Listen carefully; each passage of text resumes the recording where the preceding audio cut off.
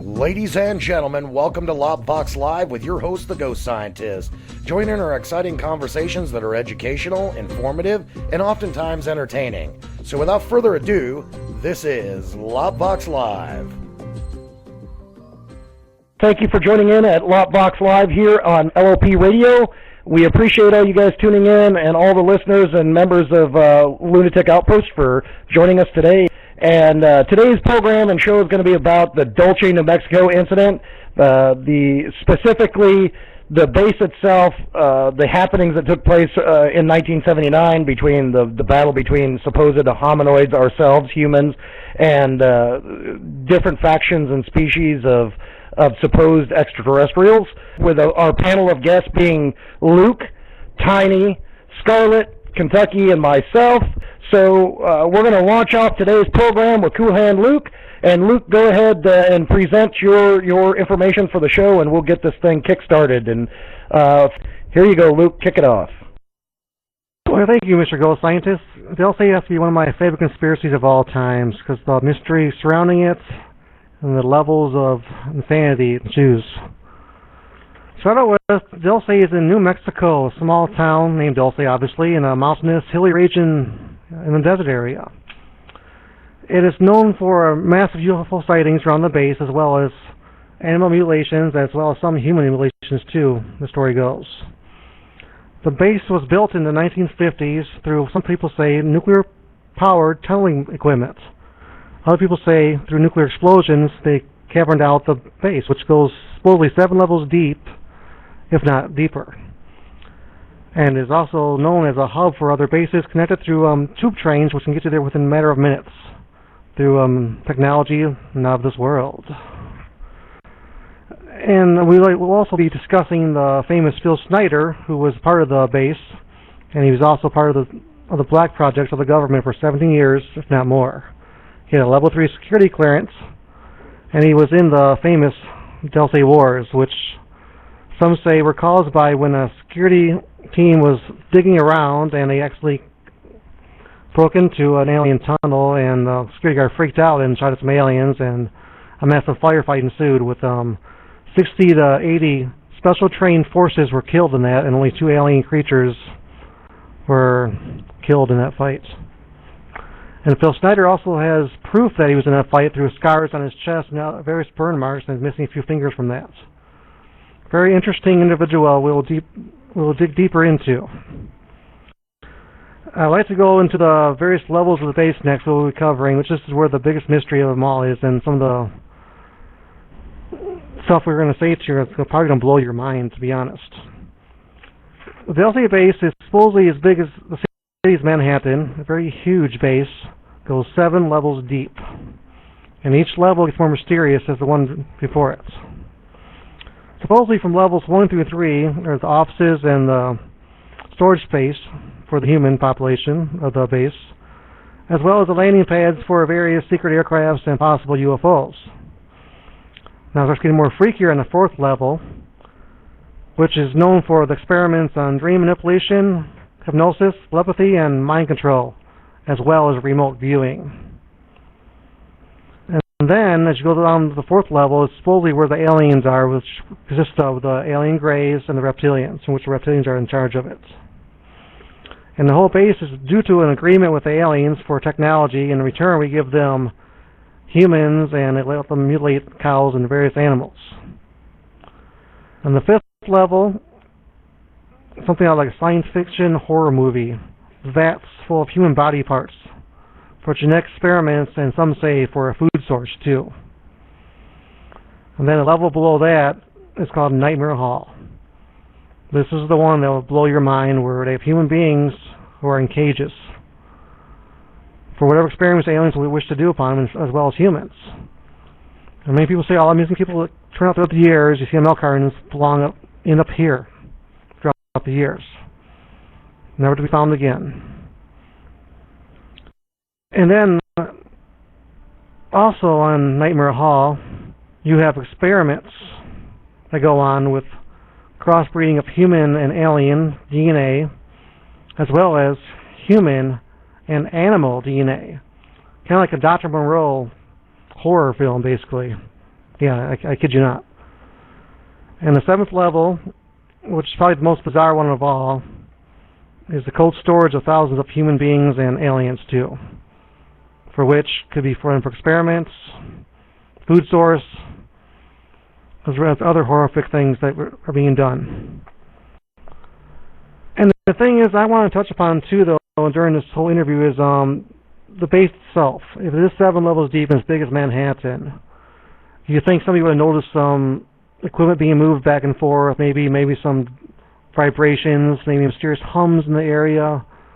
They would prove that, this base actually exists. Yes, as big as Manhattan, that's correct. And there are satellite images, too, though, that Mr. Ghost has supplied us that shows proof of that space, as well as events in the hills and eyewitness reports of people being chased away from the area through black SUVs. I mean, it's more freakier the more you learn about it. I mean, just like I said, it's probably one of my favorite conspiracy theories when I was growing up as a kid, basically, and just different levels, and us having a base with alien life forms just kind of blew my mind a little bit. I did more research into it, and I read up upon it, and I studied it for years, and the more stuff I learned about it, the more uneasy I became, basically, because if this is any truth to it whatsoever with the alien cooperation, I mean, who knows what else goes on. And also, they'll say it's not the only base we have that's underground. We have a number of bases throughout the region that are top secret, underground. Area 51 is underground to a certain extent. And all these bases supposedly are linked together through train tubes, I call them. High-speed trains that can get there within a matter of minutes, basically. Technology that you don't see on the ground, basically, for civilians and stuff. This is top secret stuff we supposedly got from the alien treaty we did with them. I mean, just amazing the stuff you learn. And one thing to keep in mind too, though, that everybody's seen the Series V, back in the 80s, and the new version in recent days, as well as Close Encounters of the Third Kind. It was based on the Dulce base, basically, and the stories behind it. And not a lot of people know about that, though, but yeah, I used to love the V series when I was a kid, the reptilians and stuff. We were in bed with them, we're doing trades with them and stuff, and here it is based on all the little rumors and maybe facts surrounding the Dulce base. I mean, if you look around the movies and stuff, I think there are hints of things that go on in real life, especially the science fiction stuff. Just my opinion, but I could be wrong. And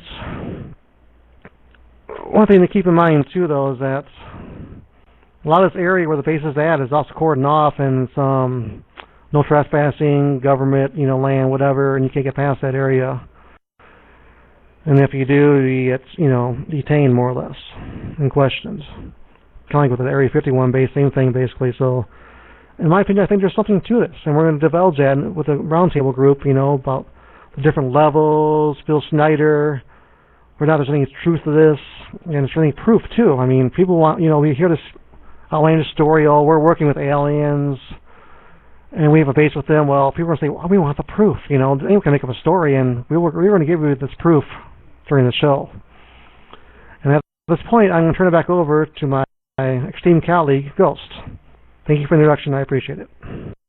Well, thank you very much for that, Luke, and I appreciate everybody tuning in to Lopbox Live with your host, the Ghost Scientist, here on LOP Radio. And thank you all for tuning into the program and the show.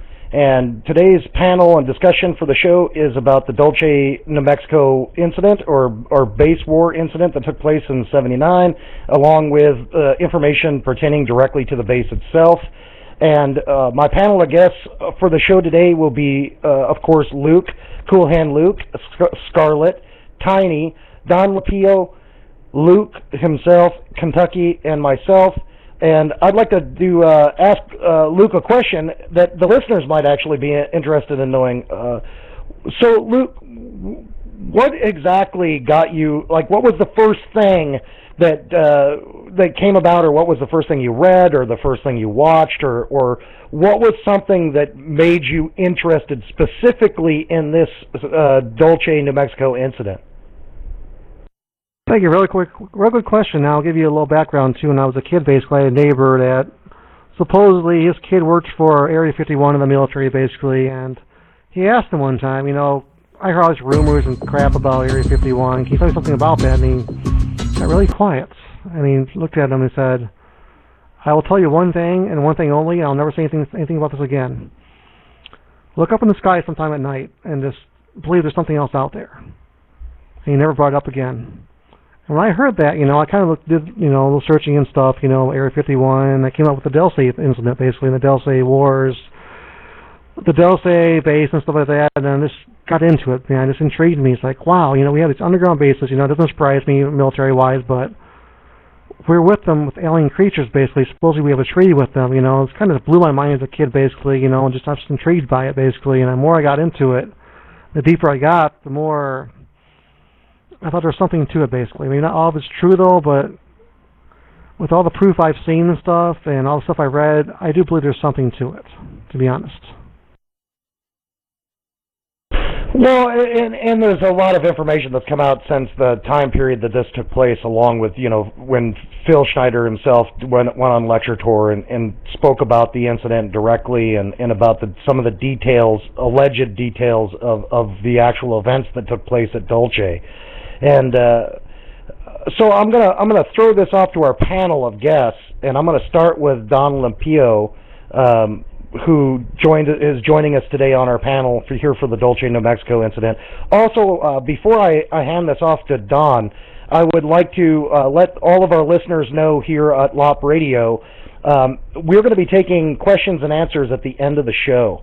And please keep your questions in your mind, write them out in chat at the end of the program. For the last 30 minutes of the program, we're going to be asking specifically the chat group and here at LOP Chat to ask any questions or comments that they may have, and I will read them directly to the listeners of the program, and we'll try to make that as the latter part of the program, and then going into our closing.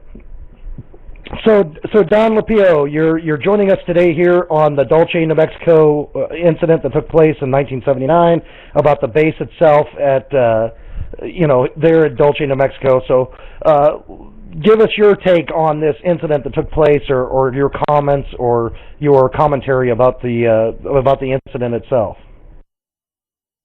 Well, thank you very much, Ghost. I actually have read quite a bit on this incident, and it has always left me with a number of questions, or at least very interesting potential facts. Now, I find this high-speed train system to be extremely reasonable. To me, it just sounds like a high-speed version of a subway. We've got subway systems all over the planet. This may be lower, it may be faster, it may be hidden, but it's really basically the same thing. Now, a few other topics.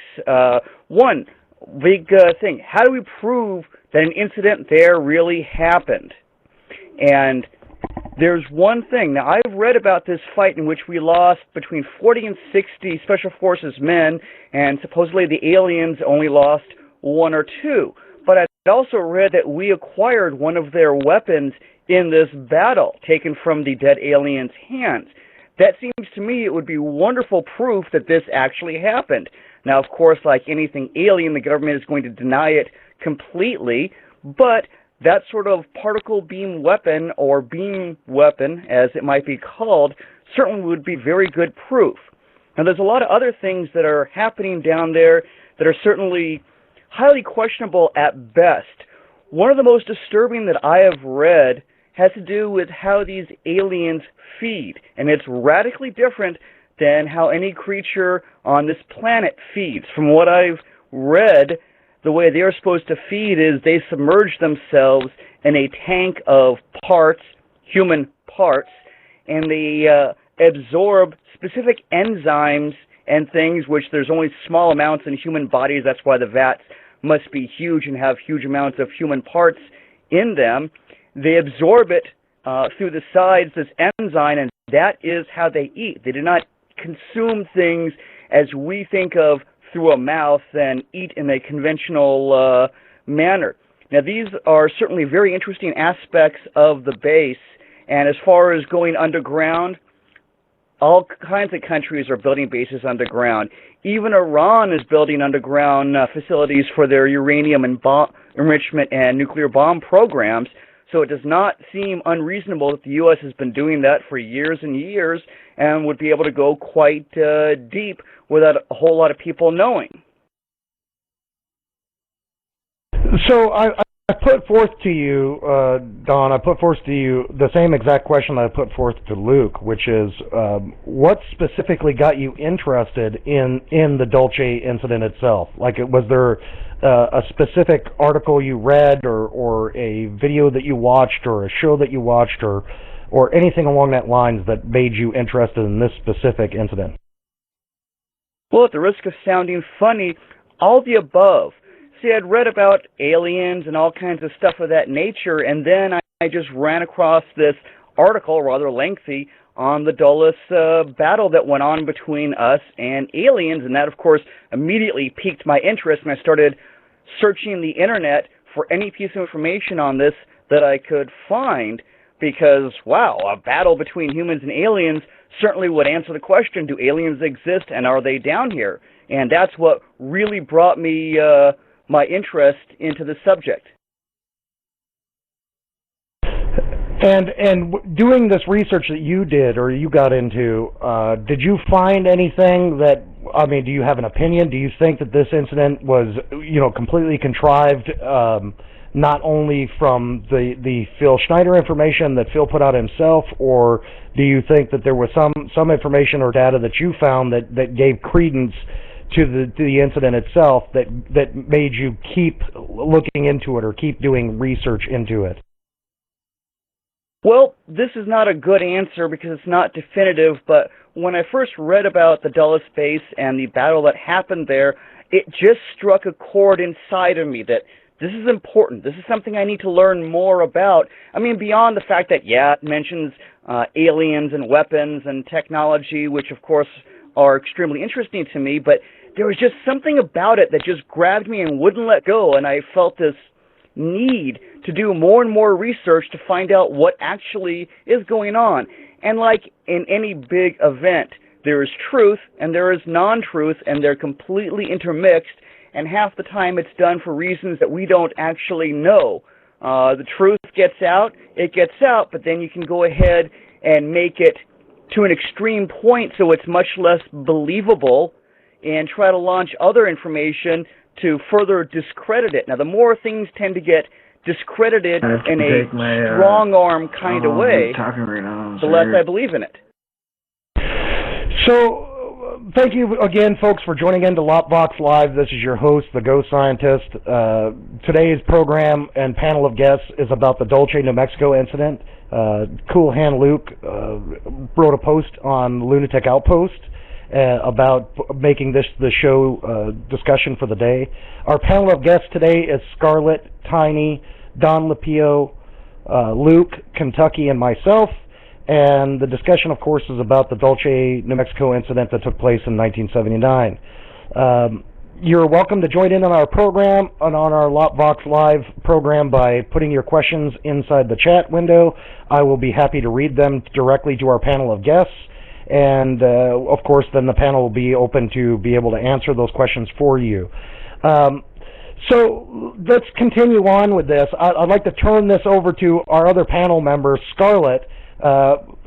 You've heard the comments from Luke about the incident itself, about the background of the base and its supposed build out of how it's constructed, what the floors contain, what the floors have in them, what their procedures are, et cetera, and you've heard also from Don Limpio about the incident itself and some of the particulars of the incident. What would you like to add to this program, or have you done research on this, or do you have something that you'd like to put into the mix of this information out to our listeners? When I first got on the net, I spent about 2 or 3 years just catching up on my reading, basically, because there was so much out there. And up until that point, I'd only gotten a book here and a book there, and you'd read about. I mean, I know that I read about the Dulce base and all of that. But what struck me about the whole thing is how detailed it is, how many people are saying the same thing, and the fact that I know from my own life experience that caves cave systems are much more extensive in the United States than people would believe, and a great many of them are naturally hooked up. You can go all the way from Oklahoma all the way up practically to D.C. underground if you know the right system to do it. So it's not as far-fetched as it was when we all first encountered it. It seemed like a far-fetched thing. I think it's solid gold that the government's messed up in it somehow. The degree to which it's aliens and to the degree to which the government is using the concept of aliens or even using the aliens, I don't know. I haven't gone back and really dug into it. But, you know, I find it fascinating. I want to hear what Luke's got to say because he obviously knows more about it than I do. Well, and again, I think this will turn it back over to Luke. I mean, do you have any more information that you'd like to put forward towards the listeners to give them a better view of this incident itself before we continue on with our panel members, and maybe any comments that you might have about what Don Limpio had to say about it? No, I really don't at this point. I want to listen some more, if that's okay. No, I was talking to Luke, Scarlette. Sorry about that. Luke, I'm putting it back to you after hearing what Scarlette and Don Limpio had to say. Do you have anything that, I mean, would you have any comments about their information that they're asking about, or the questions they're asking, or the information that they put out? I have a little comment. I want to go toward Don's comment about the underground base and stuff. You know, underground bases, are widespread these days, but in the 1950s, did we really have the technology to go down 7 levels deep? And if so, how long have we had that technology for? You know, I mean, that's a lot of stuff you're digging down, basically 7 levels deep, and the size of the city, size of Manhattan, basically. I mean, all that dirt has to go somewhere. What do they do with all the dirt they took away to build the base? You know, or did they melt into the ground, like some say, through the nuclear boring machines? Well, and that's some other information. Of course, I've posted a presentation that I'm going to be doing at the end of this. You know, I'll be the last one to do my presentation, and I've created a pretty intricate outline of how this base was constructed, the equipment that was used, who was in charge of it, how the logistics worked out, how the congressional committee itself created the congressional mandate to get funding in order to create this program, the base itself, et cetera, and go into a little bit more detail of some of the things that you were talking about, Luke. Besides Phil, there was actually a security officer who came forward after Phil put out his information and claimed that the first incident actually took place in 1969 in a first confrontation that they had on site during the process of their boring. And then, of course, that information came out after Phil came forward to put his information out and did his lecturing tour. He had some information to provide for that as far as the unit and the details of his unit that he worked inside of. But other than that, he had no physical evidence, but there was this other security officer, like I said, who was on site that did put out information after the fact. So whether or not, you know, it's still alleged at this point because there's been no hard evidence to the whether or not it was real or whether it wasn't. So it's kind of a question up to the mass of the listeners and the panel itself. The information that you found, the research that you've done, what do you personally believe? Well, I'm not trying to shoot down any, I understand. It's a cool story and I enjoy it, but, I mean, there's absolutely zero evidence other than speculation and word of mouth. Well, not necessarily, because I don't think there was enough people that were tied directly to the incident itself that have come forward. Of course, whether that deals with the fact of their clearances or the gag order that was placed on everyone that worked at the facility, whether or not you worked as a public contractor or a government contractor, or whether you actually were under oath, had taken an oath for your clearances at that location or on that base. So, but the only two that I know of that have actually come forward to discuss it or discuss the incident in general or the base in general The first of which, like you said, was Phil Schneider. The second of which was the security officer who claimed in 1969 that the first incident took place. So, and there's a 10-year gap between the two. And the question becomes, again, it's a matter of speculation and belief, really. I'm not trying to be rude. I was just, is there any hardcore evidence other than, obviously just Phil Schneider? I mean, I've never heard any talks by the other security guard or anything like that. So.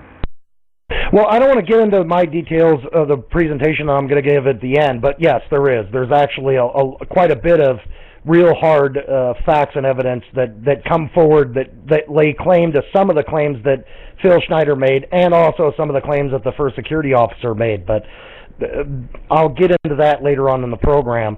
I'm going to turn the program over now to our other panel member, Tiny, and ask Tiny, do you have something you would like to add to the program, or some of the information that you'd like to discuss about the Dulce incident? What I'm curious about has to go back a lot farther. When I was studying this, I saw a lot about the Navajo and the Hopi Indians and the beliefs they had that actually tie into this, and I wondered if you knew anything about it, could explain it better to me, etc.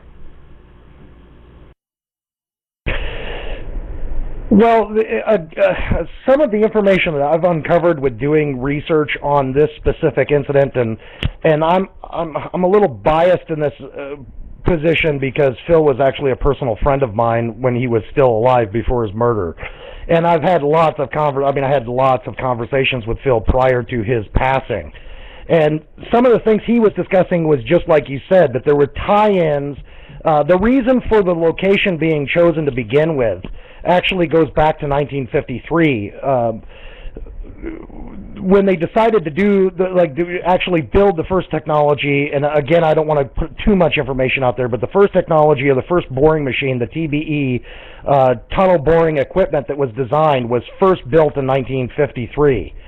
And in 1953, again, this is allegedly, there was an approach, if you will. First contact was made with a alien contact by the name of J-Rod, who was basically working as a liaison for one faction, or one of these sides of these alien races, if you will, who was working directly through the federal government to make ties at that time, or negotiations and ties of exchange of technologies and information, of advanced technologies and equipment, in return for the ability for their group, or their faction, if you will, or their race, to be able to do testing, genetic manipulation on the human race, or on the population inside of the North American continent.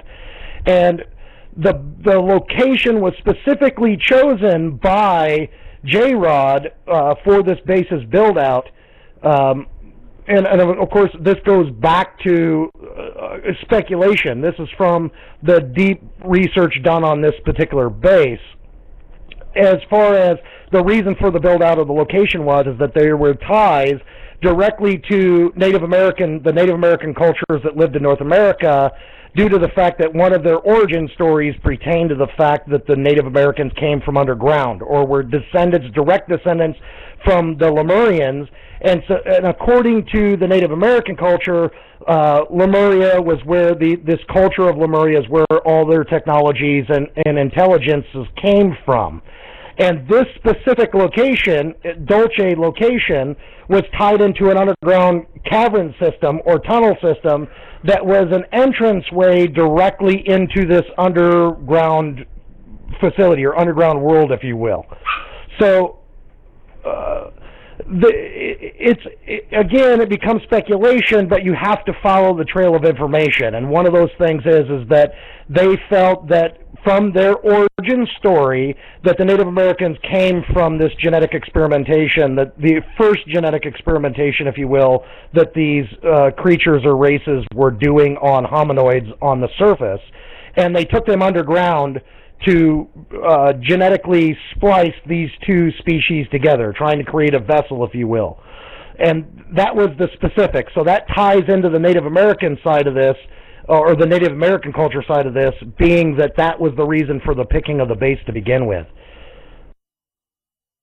Thank you. That was how I understood it too, but it was very confusing to me. Thank you very much.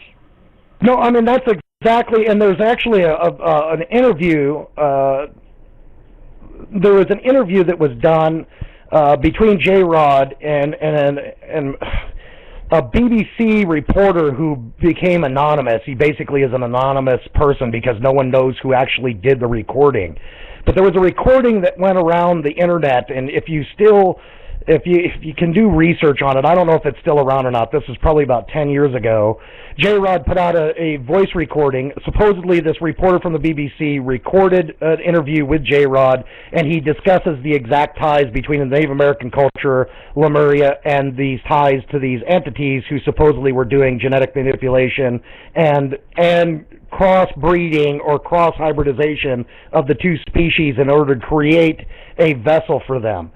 And that's, again, that becomes point of speculation because there's no real hard evidence, just like KFG was saying. There's no real solid hard evidence to show that. It's just at this time people's conversations, interviews, writings, publishings, postings that kind of tie all this together with Dulce. And I thank all of you for joining here at Lockbox Live. I'm your host, The Ghost Scientist, and our show today is about the Dulce, New Mexico incident that took place in 1979, a war, basically a conflict, a battle, a combatant battle that ensued between security forces, special forces, 1st Division Delta, 9th PSYOP group, and with construction workers on site and these entities that supposedly that they broke into their tunnel and a security officer kicked off this particular event. So this is the discussion that we're having today. At the end of the program, we'll be taking questions, and the panel will be answering any questions or discussions or comments that you may have. I'll read them as part of the program.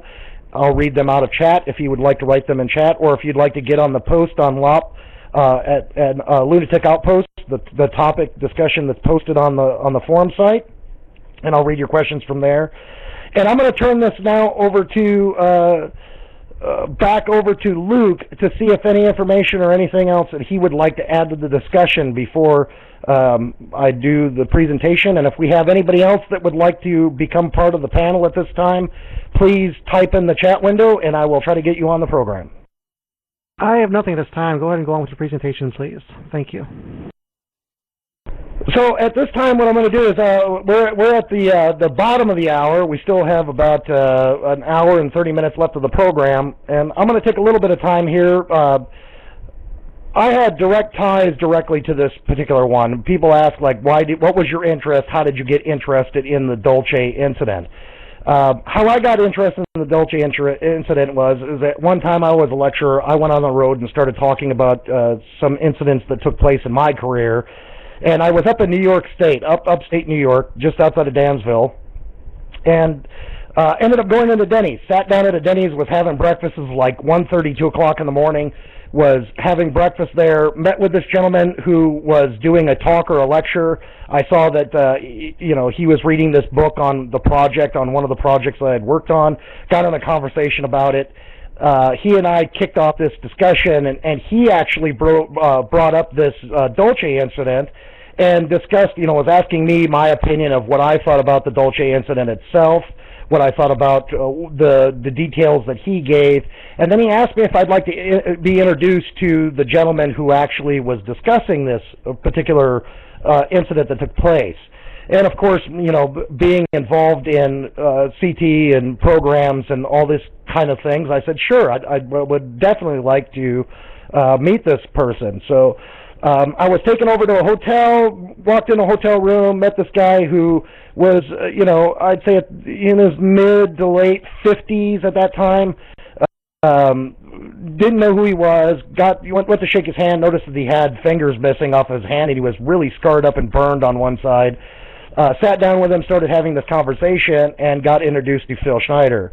And when I was having the conversation with Phil, I was basically feeling him out because throughout the years of doing presentations and lectures myself, I've met a lot of people that have claims and have made claims about being part of specific programs or projects that are either run by or headed up by, whether it be the NRO, DARPA, U.S. SOCOM, U.S. SOSOX, any of those organizations, and I always end up asking them specific questions about people that they were either tied to or directly had discussions with to see about how truthful they actually are in the presentation of the information that they provide.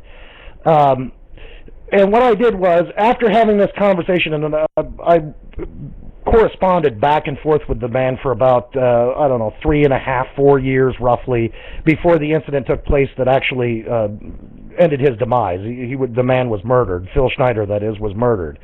So during that process, I got to ask a lot of questions outside of a lot of the things that he had in his lecture.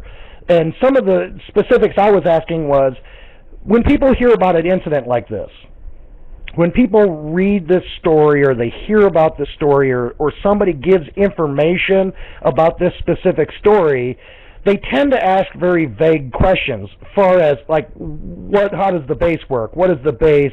Its construction, what is it used for? How does this train system work? How do these tunnels work? All those kind of things.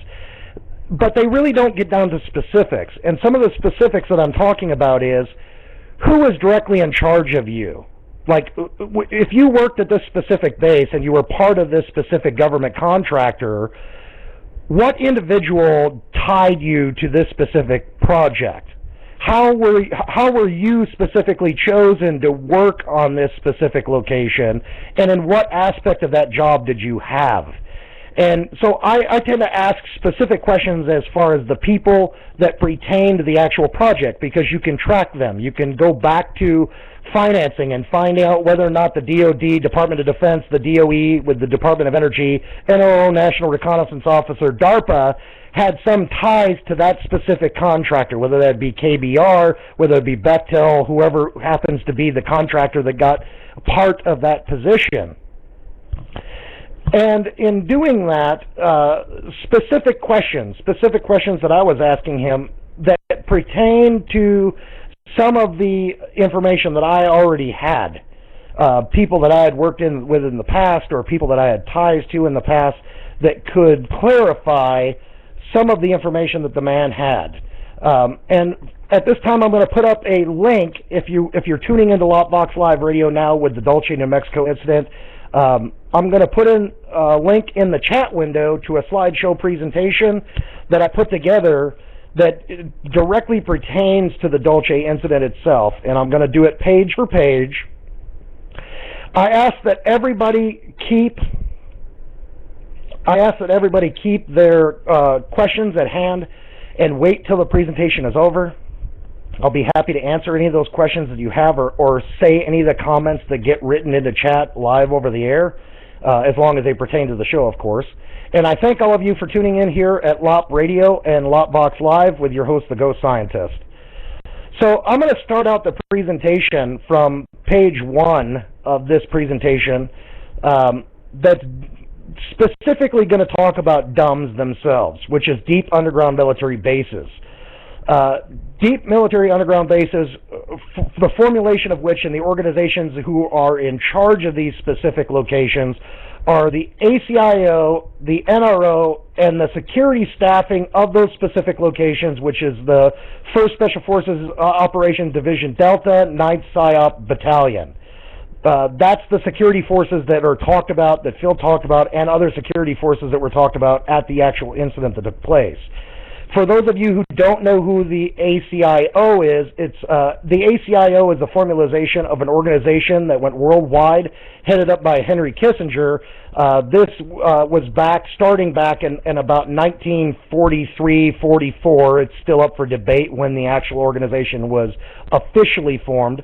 But ACIO stands for the Alien Contact Intelligence Organization.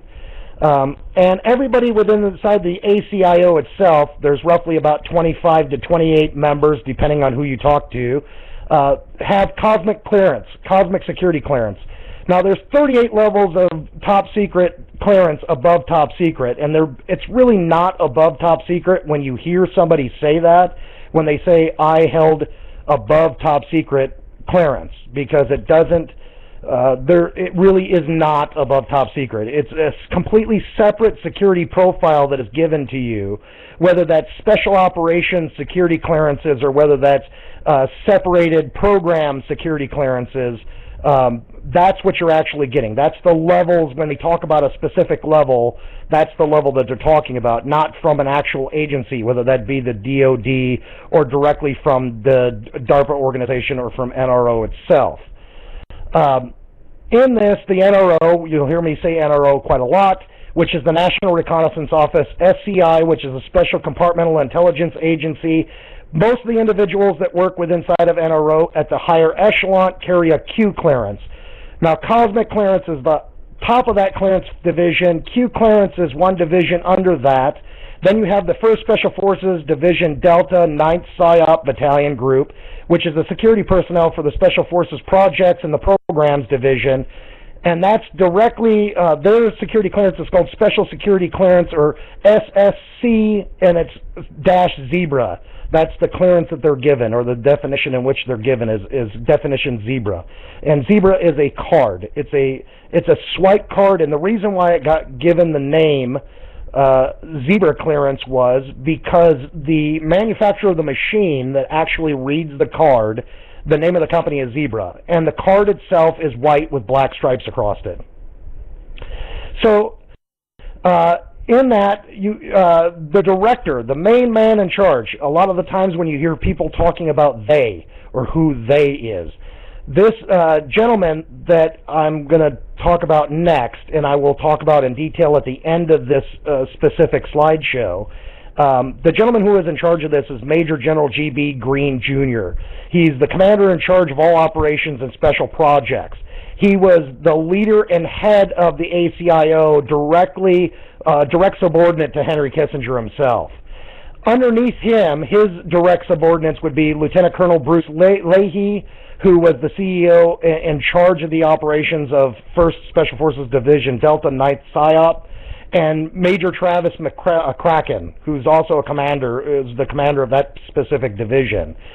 Then, directly under that, the lead NCOIC, which is the non-commissioned officer in charge of that group, is CSM Charles Young. He is the direct NCOIC of operations directly for NRO, DARPA, and the Special Projects Division that you have of that group. As we continue on, so that goes over the first information to give you kind of the layout of who would be in charge of this specific project at Dulce. If you click on page 2 of this specific presentation, here you have Dulce, New Mexico. This is the DUM base, the Deep Underground Military Base that's in question that we're discussing about in this program. The first image in this slideshow is the SAT image. This is the above satellite image of the actual location in Dulce, New Mexico. The next image is the overhead of the main complex itself. As you can see, the complex is a rather huge complex.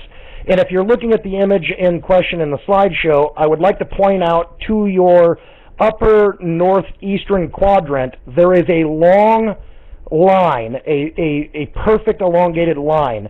What you're looking at is a series of 50 fans. These are ventilation fans that are strategically the air exchange system for this specific base.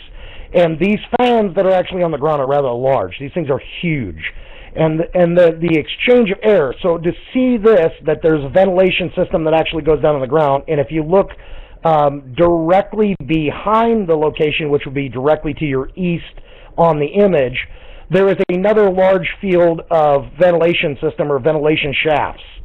Now, this facility, or the building that you're actually looking at that's above ground, is specifically just a logistics building. This is just locational logistics. This is the infrastructure, like the piping, the boiler system, the engineering, the generators, all the things that are above ground that actually run the first 3 floors in which Luke was discussing, or the projects that take place in those first 3 floors, which are the main offices, the main logistics, the main accounting sections, and the personnel living quarters, if you will, or barracks.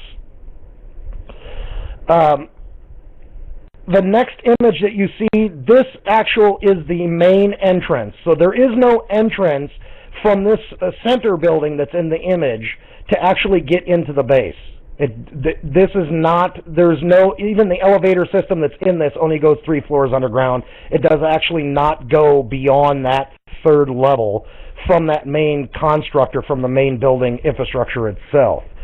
The next image is the main entrance. This is the ground level entrance that actually takes you into the physical base itself. And even though you heard Luke talk about, the fact that the base had 7 levels, it actually has a lot more than 7 levels, according to some of the people that I spoke to, including Phil himself. He said the 7 levels that are discussed are ones that infrastructure or construction workers worked on. Now, when he's talking about it, he's talking about government contractors who worked on the build-out and construction of the actual base itself, the physical construction, and were not there when it was actually occupied. And the incident that took place, this incident that took place in 1979, actually took place during its construction, not when the base was actually operational, not when it was online. So the image that you're seeing, the 3rd image on this slide 2, is the actual ground entrance that takes you into the actual facility that goes underground. This takes you to the train station yard itself, and you've heard about other panel members discussing about trains that actually are the transportation division of this, that take you to different bases or dump facilities that are in the United States or North America. That is correct, but the train itself is actually a mag train. It's a magnetic rail. It's not diesel. It's not a diesel pusher. It actually runs off of magna power. And we'll get into the next, how those tunnels were bored, how the track was laid, all those kind of things in the next portion of the slide. This next image is an image of the escalator down from the entranceway, and you can see the tunnel carved out around the escalator itself. This is if you're looking at the main entrance at ground level, which is the main single floor ground level entrance. Directly behind these blast doors that you're looking at is this entranceway, is this massive escalator that goes down onto the main floor. And it is the entranceway directly into the first stage of the tunnel division of the base itself.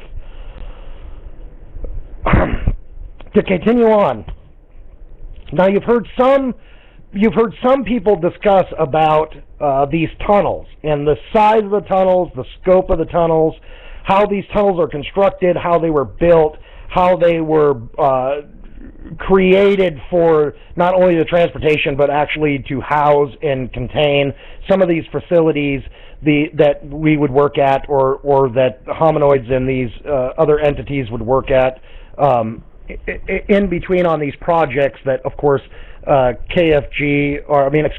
Don Limpio and Luke brought up, and of course I'll go into some of the more detail on that. So the next slide, which is slide 3, gives you TBP, and TBP stands for Tunnel Boring Project. It's all these projects are constructed, the construction of which is done by USACE, which is the U.S. Army Corps of Engineers, which also do a lot of the geological surveys, geological studies, provide engineers, blueprints, design, schematics, etc., etc. The USAF, or the U.S. Air Force, is directly in charge of flying this thing. It's actually, the way that it was described is that you're not driving it, you actually fly it. It's like a cockpit in a plane. So in this first image that you're looking at on the TBP tunnel boring project, that first image is from 1953, and the question became from Luke was, did this technology exist in the 50s? Well, this image that you're looking at is directly from 1953. This image was an image of the first boring technology that was designed and implemented through USAF. And again, the person in charge, which I'll go into detail at the end, being G.B. Green, or Major General G.B. Green. The next image that you're looking at was the next phase of this technology. So the first phase of this technology is the one in 1953. The next phase of this technology is the next boring unit. From this one was taken around the mid to late 80s. The next one in this image is to show you how the bore actually takes out the material and creates a tunnel, and you see a series of engineers and construction workers and planners and hydrolysis, people who are specialists in hydraulics that are all working on this particular machine. And the machine is actually a series of rooms, separated rooms, with the engine that actually drives it in the front stage of this. It's like a train. It's actually on tracks. And you'll see that in the next image. The very next image is an image of the boring machine itself, which the front stage of this is the actual machine that does the bore out. Then the next stage of this is a series of vacuums. It's kind of hard to see in this image. I tried to blow it up, but it became too pixelated. But you see two tubes that run on the back side of this boring unit, the first boring section. Behind this is a great big giant 10,000 horsepower generator that sucks out all the dust, all the debris, all the debris that comes from these front diamond cutters that are on the front, which are wheels. They're basically a series of grinding wheels that have diamond chips on the front of them that grind all the material out. And then the vac system actually sucks it in, and then it goes into a storage unit that's behind, which you can see the next section is actually a storage unit. And then the back side of this, it pushes it out as it goes. So as this machine bores through the tunnel, it sucks up all the debris, it gets collected in this collector, and then on the back side of it, it comes out as a pellet. It comes out as a processed or compressed pellet that then is brought in. There's trucks that are on rails that come down, pick it up off a crane, put it on a flatbed truck, and they drive it out of the tunnel as it moves along. The next one is the next phase in technology. This is the phase before the phase that they're getting to now, which I'll go into a little bit of detail on, but I don't have an image of it, so it's, again, going to be speculation.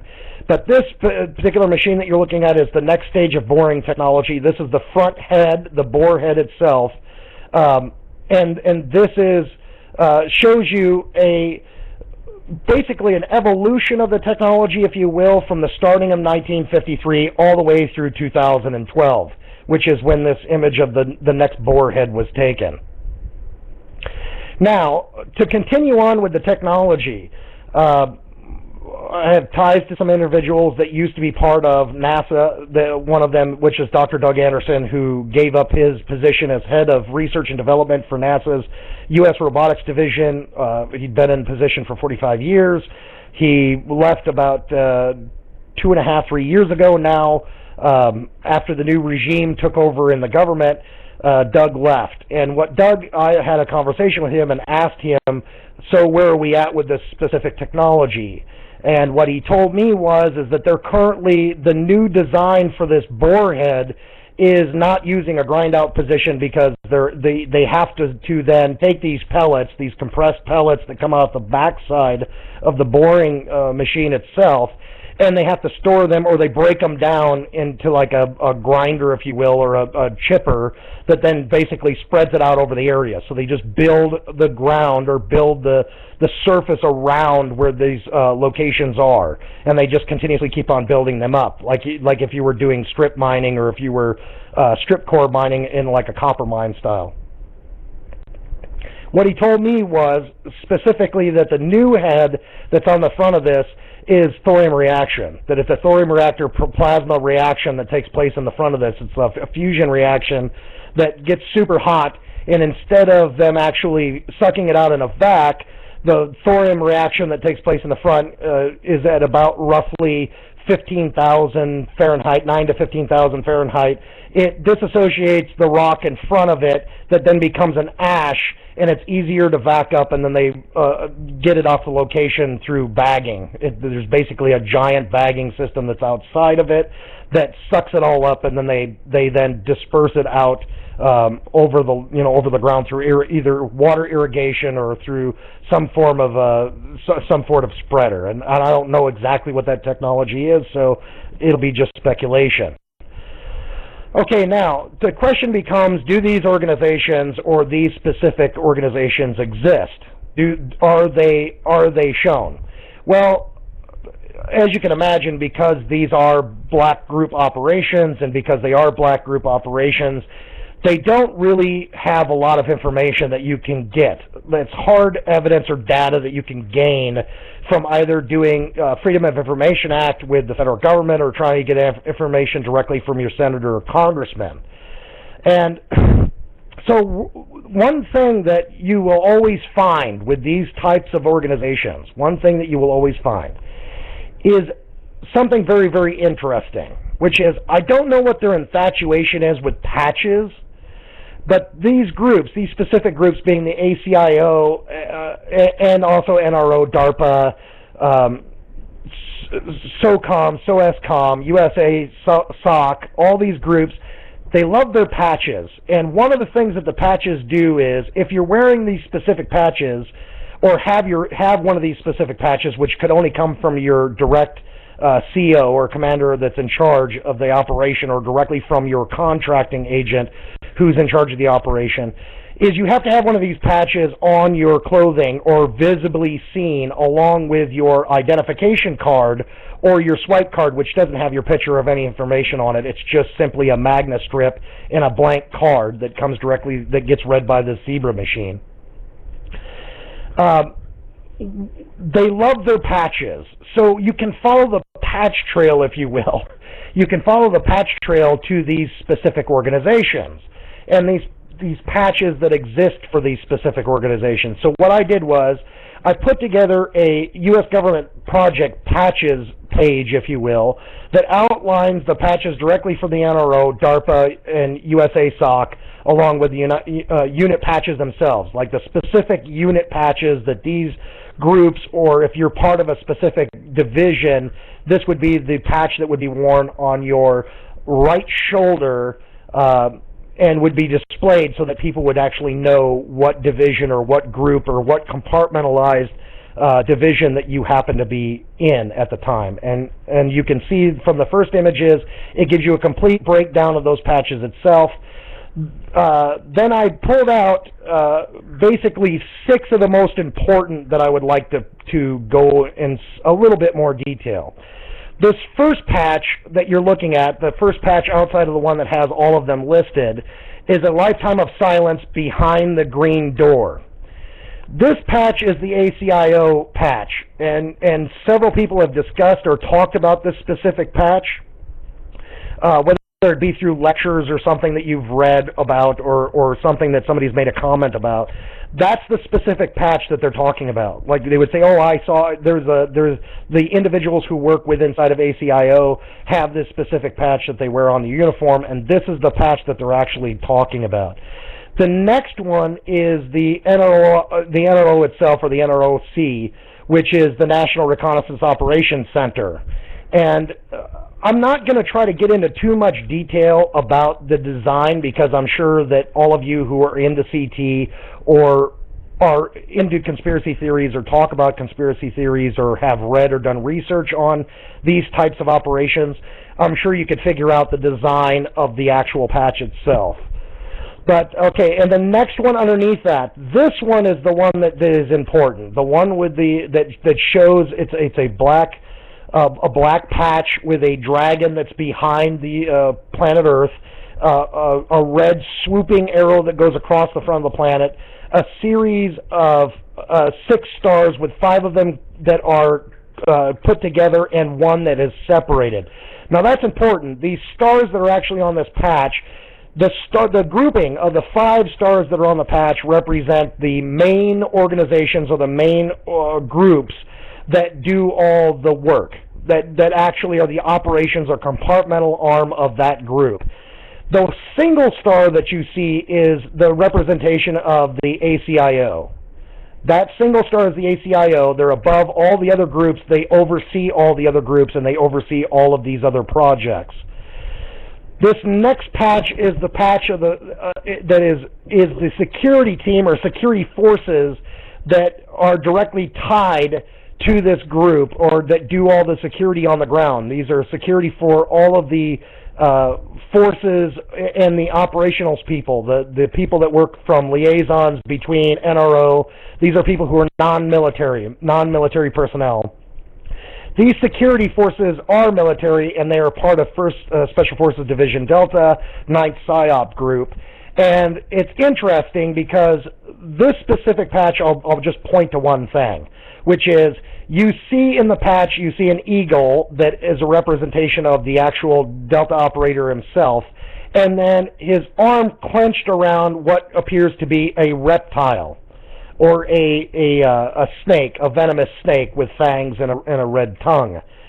And what this patch is to represent, or what this patch represents, is the Delta operator is protecting the masses of the planet Earth against these species, or against this reptile that they're representing here as a snake on the patch.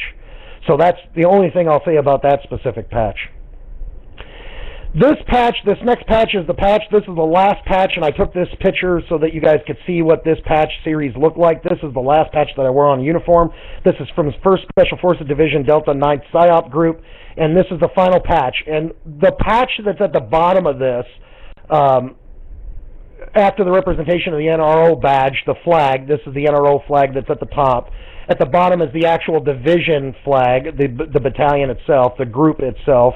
And at the bottom of that, it reads Luna Nobis Providit.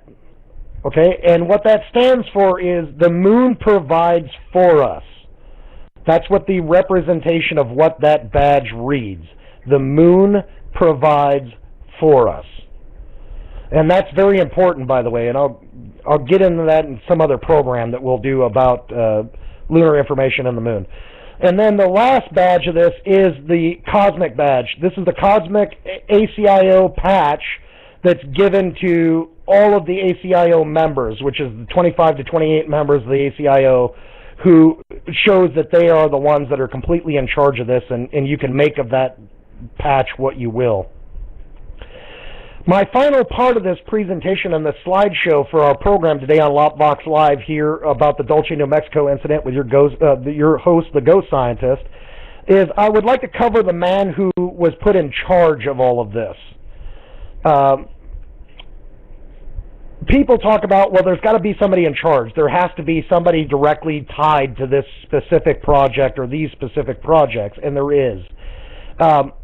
We called him the Old Man. That's his nickname. A lot of the operatives and agents who work inside of these organizations or worked on projects, we never called him by his actual CO division. We called him by his nickname, which is the Old Man, which is Major General G.B. Green, Jr. And Major General G.B. Green, Jr. Is the commander of ACIO from 1943 to 2003. I don't know who the new commander is. There was a new commander that actually took over of the ACIO, and I don't know who that was because I was only inside of these divisions doing these projects up until 2003. So up until that time, and I know he left his post 2 months before I left in February of 2003. So you have Major General Green was the commander of operations for the ACIO NRO, highest ranking clearance out of 38 levels above top secret, holding Cosmic, one of 25 in the world.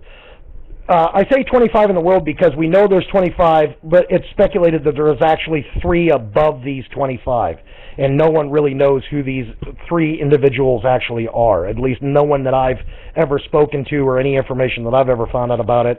I've never found the 3 who are actually in charge of these 25. His direct subordinates, of course, is Lieutenant Colonel Bruce Leahy and Major Travis McCracken from 1st Special Forces Operation Division Delta, Echo 9th PSYOP Battalion. Major General Green was in charge of all special operations and projects at the following bases. He was the AFB base commander of WP, which is the Wright-Patterson Field.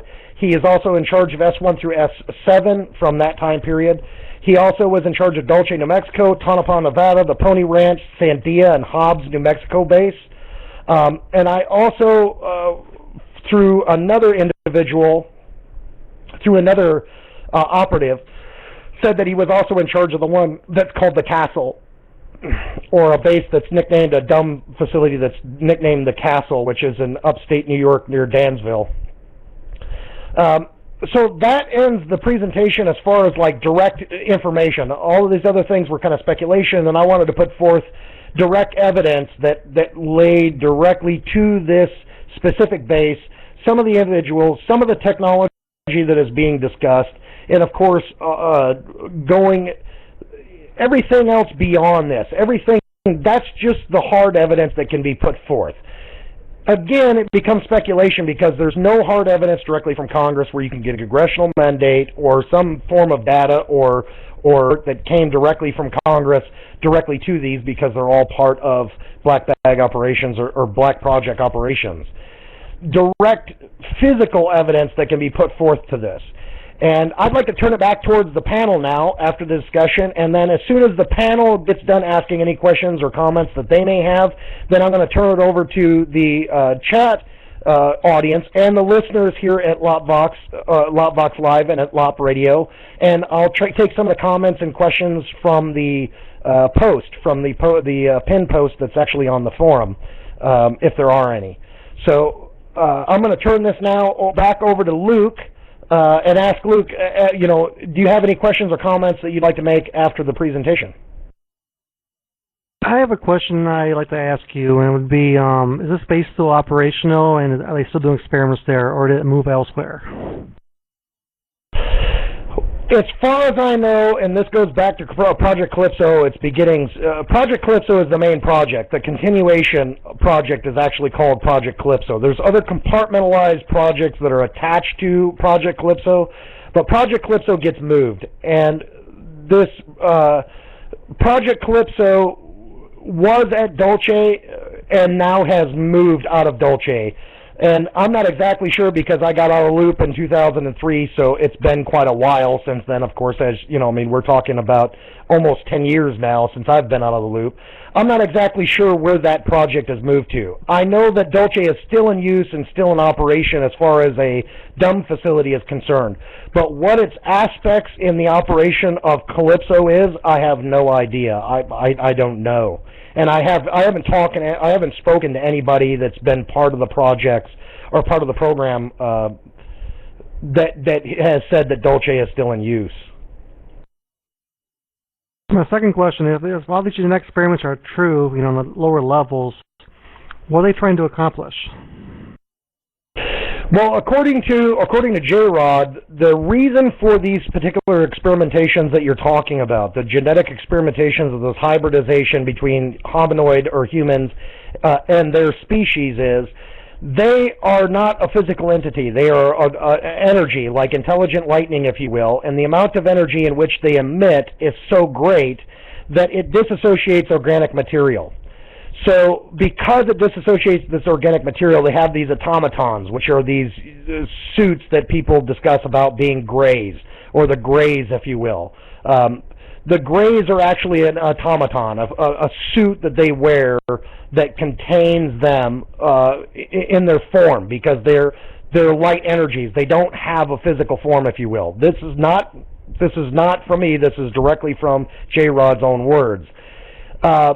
The part of this genetic experimentation is that our species, or the humanoid itself, contains spirit, or holds a soul, if you will, however you want to look at this. If you want to look at it as a religious aspect, a theological aspect, or you want to look at it from a scientific aspect. If the hominoid itself dies, or a human being dies, whether that be female or male, doesn't make any difference, you lose roughly about 3 ounces of weight upon the exact point at which you pass. Now, the question always becomes, where does this 3 ounces go? And we're not talking about after you defecate or after you've lost bowel movements during the process of death, okay? This is at the exact moment prior to you actually losing bowel movement, prior to you actually urinating and defecating out what you have been maintaining, because the muscles relax and they're no longer being held within inside of you. According to him, because your organic mass, you being a humanoid, contains a soul or spirit, which is an energy that they claim exists outside of your organic mass. But you still, your entity, if you will, is your consciousness that makes up this organic mass. They are trying to make a hybridization because of the organic material, or the automaton that they've created doesn't last very long. It doesn't stay in its organic structure very long. It decays very quickly. What they're trying to do is make a cross hybrid, if you will, that their energy, when they take over that specific body or that specific organic mass, being you as a hominoid, will last longer. Well, what they're hoping for is that it'll last for as long as they can occupy that specific organic material, or they can occupy that specific mass. That's the reason for this experimentation. That was the reason for supposedly these mutilations, animal mutilations, and all these different things, because they were trying to find a vessel, if you will, to contain their energy or their consciousness. So that's why for these types of projects, if you will, or the types of projects that they're working on, or those levels at that base. I want to ask you a question. Have you ever thought of, you said that you don't know where the operations went after you left, and they've moved them. In relation to what they built under the Denver airport, which evidently goes down a long way, and no one seems to know much about. Well, it becomes speculation. What I've been told, and the things that I've researched and I've found through reading articles going back to like the late 30s, mid 30s to late 30s, all the way through now. Those specific locations are because those are entranceways directly into their region or their realm, if you will. That there's specific locations on Earth that have these vortexes or portals that are the exchange between dimensional space. So here you have this physical dimensional space that we exist on, and then you have their dimensional space, and there's a portal way that shows up because of whether it's a thinning of the fields, the magnetic fields themselves, or whether it's a fielding of energies or a thinning of energies that happen to be on a specific location on Earth. Two of those in the North American continent that we know of, one being Sedona, one being this Dulce location. Another one is in Mount Shasta. According to other researchers that I've spoken to, that there's a major one that's in Mount Shasta, and actually one in Yellowstone National Park as well. There's several of them around, but those are the major locations. And the reason for these bases being chosen to be built at those locations is because this is the location in which they can traverse these dimensional spaces, if you will, through this portal, through the way of which they can create a vortex, this vortices portal that they walk out of. That, of course, everybody's nicknamed, Stargates, if you will, which goes back to the story and all these. I mean, again, it becomes speculation. So, this is Nolo. I would expect some kind of atmospheric phenomena then above, we're dealing with all kinds of energy, some sort of, I can't imagine them being able to mask or shield this entirely. So, I would expect some kind of atmospheric phenomena if you knew what to look for, correct? So then to spot where they may be, then try and spot where that phenomena also shows up. Well, one of the major things that you visually see when they're traversing this dimensional portal, if you will, are vortexes like vortices of clouds or atmospheric pressures that turn into a vortex in midair. That's one of the major ones that are shown. Also, it emits light. There's a specific series of light that gets emitted through the process of this dimensional portal being exchanged. And I've seen imagery, and I know some other people have seen imagery of this as well. Supposedly that's how their craft works as well. The reason why these craft blink in and out, and if you actually get up close and blow up images that you see of these crafts blinking in and out, you see a vortex, like a void space that opens up. This craft basically disappears through the void space, and then the void space closes or collapses in on itself, not unlike you would have atomic material collapsing in on itself. So yes, you are correct in that you would see this as a vortex or a vortices or some sort of impression that's actually in the atmospheric pressure or cloud system, if you will. Some of this you could point to being Australia, China, the images that we're seeing in the air above Australia, China, and North America. Are there other electromagnetic effects? In other words, somebody driving by and their CB radio goes out, or their AM radio goes haywire, or their Bluetooth starts squeaking. Has anyone reported any other? In other words, what I'm trying to get to is there a way of detecting where these bases may be just simply because they can't completely screen everything? And is there a map of such locations?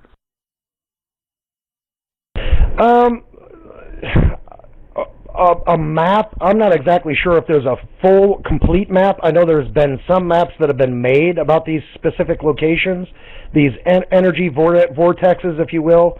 And of course, a lot of these have been, like, you know, researchers and also from the phenomenon world, if you will, people show up to these locations, whether that be House on the Rock, whether it be some other location that has the same type of vortexes or energy fields, if you will, like places where the trees grow in strange ways, or entrances into caves like at Sedona, where you get a lot of variations because of crystallization, because of a lot of the cavern systems that are under Sedona, and the dogtooth crystal caverns that, you know, give off resonating field structures, et cetera, et cetera. So I can see where you would maybe, because we're talking about hertz, you're talking about resonating field structures, that you would have an intermittency if you got close to one of these locations where your radio system would blink out, where an electrical, you know, like the coil system or computerization or electronics or electrons would flow differently, and you may have problems with your automobile or radio going off, or electronics burning out, or it's sapping energy from batteries or sapping energy from your devices that you may be using. So I could definitely see that as something that you could visually point to as some more physical data, if you will. All right, this is still Nolo. Then I guess what I'm getting at is, if you have the powers that be, or whatever you want to call them, and they're all green light, go ahead with this agenda for whatever reason they have, it seems to me that the way humans are, you're not going to get everybody on the same page. It seems to be there will be some in positions of power that would not agree with this agenda, and that would have their own access to technology and such. And yet I haven't heard maybe a breath of word about them. Do you speculate that there are such a group, and are they trying to oppose or not? Well, according to everybody that I've spoken to and what I've learned from being, you know, involved in different projects myself, is that the executive branch has nothing to do with any of these. They don't actually have no control over these programs whatsoever. And in fact, President Carter tried to get information when he became president. The very first letter that he ever wrote was to Director Bush at the time, to try to get this information released to him. He wanted to know exactly when, what information that we had about these other entities. Did we have craft? Was there anything to this 1947 incident that took place? He wanted information, and he was actually specifically denied by these organizations and had no power whatsoever in order to get them. In fact, Kissinger specifically wrote a letter directly to National Security and to the NRO and said directly, do not release any information directly to Carter. So they were very in fear of Carter getting any of this information. And I'm sure that none of these other presidents that have been, even before that time period, actually have had that ability. Number one, because the president only gets A clearance. He doesn't actually have, he doesn't get Q clearance. He doesn't get cosmic clearance. He doesn't have access to Zebra. So he even though people may think he does, he doesn't. They don't have that kind of power. They just don't. They don't get access to those organizations. So there wouldn't be, and the people who directly get involved with these groups or these projects, the majority of these dollars, the financial, if you back the money, the majority of the dollars that go to finance these projects come out of other operations, clandestine operations that are headed up by either the CIA or headed up by NSA overseas, whether that be drug running, drug smuggling, whether that be other operational monies that we have, gun running, all these different things that happen here from our governmental side. So I would say no. I don't believe that anybody outside of these organizations could possibly have access to the information unless they were brought into the fold, if you will, and then try to become a whistleblower. But then again, once you go to that stage, you're taken out of the loop instantly. I mean, permanently. So here, and I see that Puss in Boots is here in the channel at this time on LOPbox Live with your host, the Ghost Scientist, and you're joining us here on LOP Radio, and we appreciate you all tuning in. And Puss in Boots would like to add something to the program, so I'd like to let Puss in Boots on at this time to ask her question or make her comments.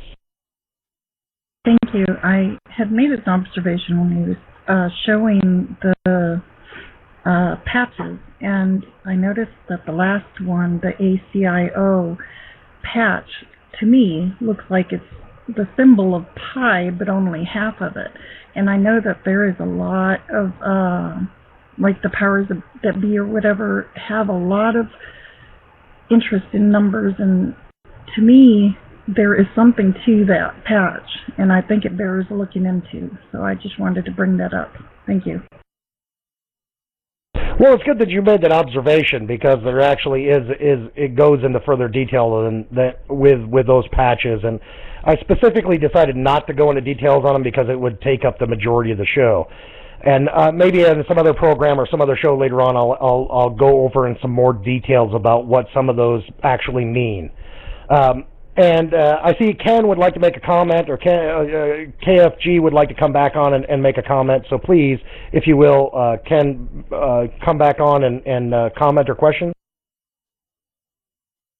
I see here that KFG, I'm sorry about that, KFG doesn't have his mic. He's got no mic at this time.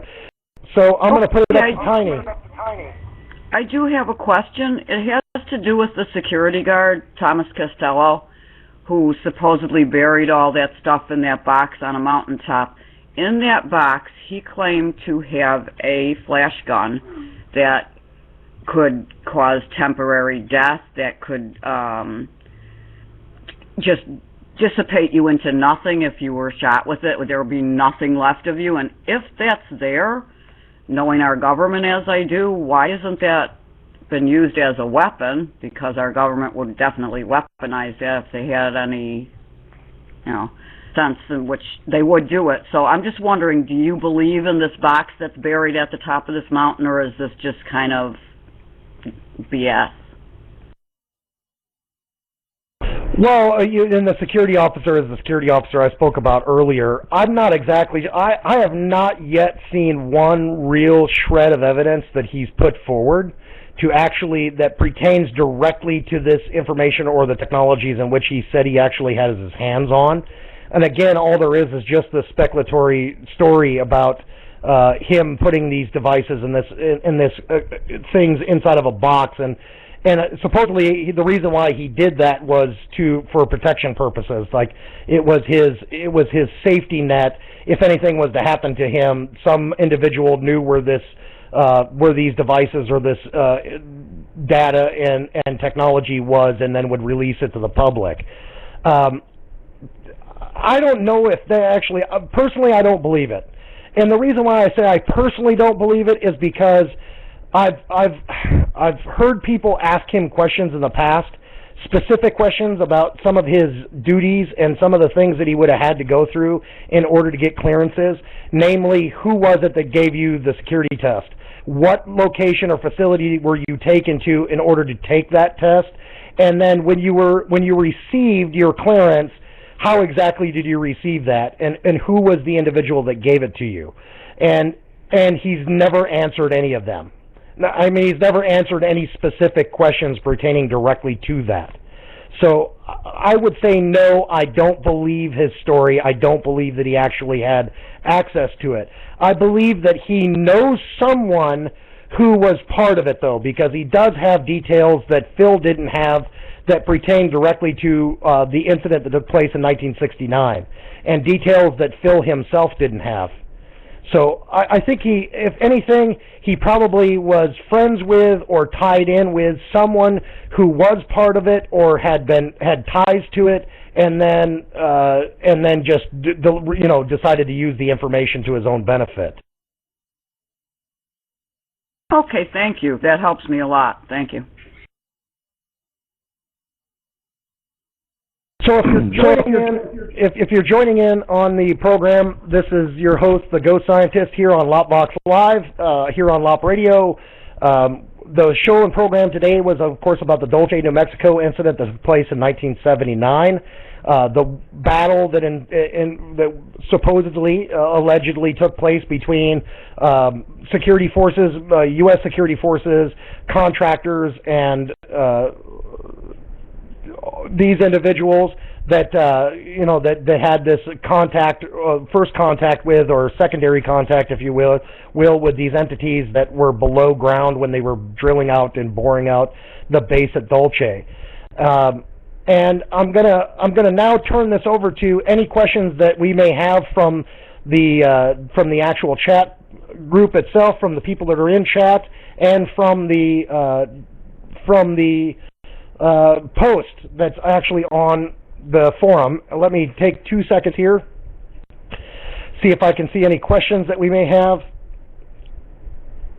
Ghost, this is Nolo here.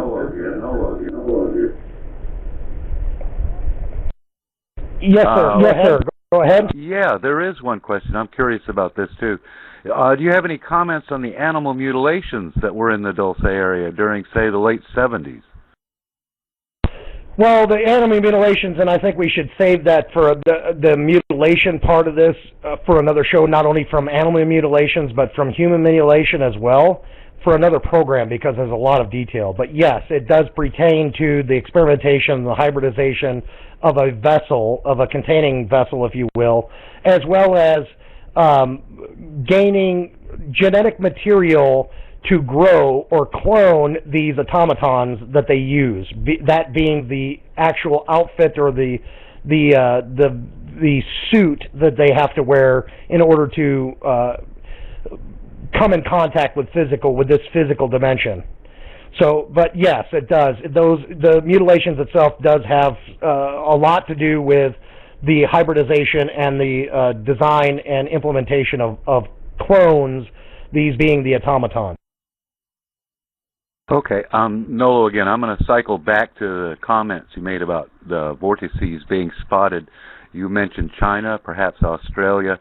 I'm curious, if the aliens made a deal with us in the early 50s, I can see the logic in that since we had unleashed atomic energy. However, if they made other deals with other nations, what could you speculate on what the nature of that relationship might be? I mean, I understand that we've got a bargain with them in technology and providing them with humans to experiment on. Do you see that as the case with other countries, or do you see them perhaps being in competition with the ones that have a deal with us? No, because it's more of it's a global. It's a global organization that's in charge of this whole entire operation, and I guess the golden calf, and I use that term very specifically, or the chalice, if you will, that is at the end of the rainbow, and I'm saying all these terms specifically as symbolization, go to that these entities have given a promise, if you will, if they're given the ability to do these experimentations and try to design and build out these vessels, these organic vessels for them to house their entities, and in exchange, the people who are at the upper echelon of these organizations, that being the ACIO and NRO and these people that are in charge of these organizations, supposedly their offer is to give them everlasting life or eternity or the fountain of youth, if you will. That somehow they'll give them a genetic code or a serum that then they can inject into themselves, and then they will not, their cellular structure will continuously keep on growing new cells. They'll be able to live longer lives, all these different things, and that's the chalice at the end of the rainbow, if you will. That's the reason behind it. Specifically pointing at Australia, you have Australia specifically because there's a dumb facility that's just outside of Perth. That's the reason for seeing the vortices above Australia. There's one just outside of Peking in China, another Chinese facility, because these are the major people who are working inside of. So the Mediterranean division of this organization, if you will, is in China. North American division is here in the United States, and the British or SAS division of this is in Australia. Those are the three key locations. Russia has been kind of kept out of the loop in this thing, if you will, because of their instability with government and their instability with their organizations themselves. Even though that they have a facility that's in Russia, that's part of the Federation, if you will, they still have been kind of left out of the loop. And as far as what I've heard recently, they're slowly being brought back into the fold because of the ties that they have with China and the organization that they're getting with China. Now, where that's going to go, who knows? But those are specifics of why you would see this, or why these organizations would be in bed with these entities, if you will, is due to this prize or of information technology, and of course this everlasting life thing that they've been discussing, or fountain of youth thing they've been discussing. Hi, this is Don, and I'd like to thank both Ghost and Cool Hand Luke for allowing me to bring up two more answers for questions that were brought up. The first question that was brought up that I'd like to deal with, and it was a very good question that we only briefly dealt with, was what kind of hard proof do we have that Dulce space exists, much less what goes on in there? I'd like to answer that question with another question. On this planet, we have between 6 and 7 billion people. Well over 6 billion of those people believe in a given religion, whether it's Judaism, Christianity, Buddhism, Islam, whatever. Almost everyone believes in some religion with a God that they have never seen, a prophet that no one alive has ever seen, and all they have is words written by men in books. And yet the vast majority of those 6 to 7 billion people believe quite fiercely that not only does their God exists, but he, she, it is the only one, and yet there is no hard proof. The only proof they can show me is a book written by men. Well, how does that prove that there is their God? There isn't. It's what they choose to believe. Now, I would say the same thing. Granted, there is not great hard evidence for believing the Dulce site exists, much less what has happened in there. But it's a matter of listening to the logic and the reason of what is stated. Does it sound reasonable enough to believe? And for me, from what I've seen and experienced in life, I would definitely say so. Now, of course, to each their own, and you don't have to agree with me or believe as I do. But here's another possible explanation as to why people believe when there is not good, solid evidence. Another topic I'd like to bring up is that of humans being taken and either being experimented on, cloned, eaten, what have you. And this is going to be a real tough one for most people to wrap their heads around, but listen to what's being said before you comment. We've seen a lot of wars on this planet.